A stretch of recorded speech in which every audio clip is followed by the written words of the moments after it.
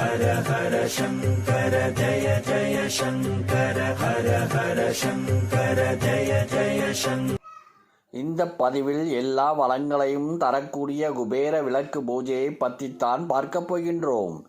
இது மகா பெரியவா தன்னோட பக்தர்களுக்கு உபதேசம் பண்ணின எளிமையான பூஜை முறை. கஷ்டம் வர தன்னோட பக்தர்களை பெரியவா எந்த காலத்திலையும் கைவிட்டதில்லை. இந்த வழிபாட்டை செய்வதன் மூலம் நம்ம வாழ்க்கையில எல்லா செல்வ வளமும் பெற்று நிம்மதியாக வாழலாம். செல்வத்துக்கு குபேரன் தான் அதிபதி. அவரை குபேர விளக்கேற்றி வழிபட வேண்டும். அப்போ அவரோட அருள் பரிபூரணமாக கிடைக்கும். சிலர் வீட்டிலே குபேர விளக்கு இருக்கும்.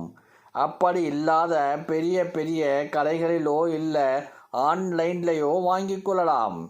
இந்த விளக்கை ஏற்றி குபேரனை நினைத்து வழிபட்டா செல்வ வளம் கிடைக்கும்.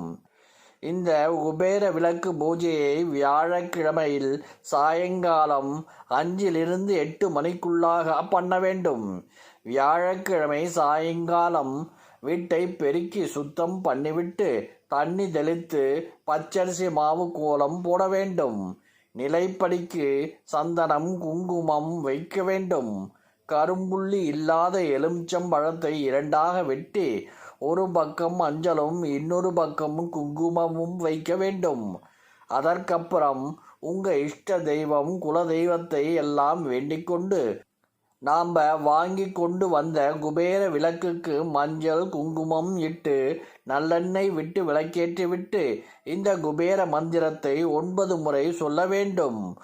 ஒரு முறை சொன்னதும் பூ எடுத்து குபேர விளக்கிலே போட வேண்டும். இந்த மாதிரி 9 வாரம் பண்ண வேண்டும். அப்போ குபேரனோட ஆசீர்வாதம் மட்டுமல்ல மகாலட்சுமி அனுகிரகம் சேர்ந்து கிடைக்கும். அதற்கப்புறம் நம்ம வீட்டிலே எந்த பிரச்சனையும் இருக்காது. வறுமை போய்விடும். வறுமை சொல்ற எல்லோருக்கும் இதை மகா பெரியவா செய்ய சொல்லி இருக்கின்றார். ஹர ஹர சங்கர ஜய ஜய சங்கர ஹர ஹர சங்கர ஜய ஜய சங்கர.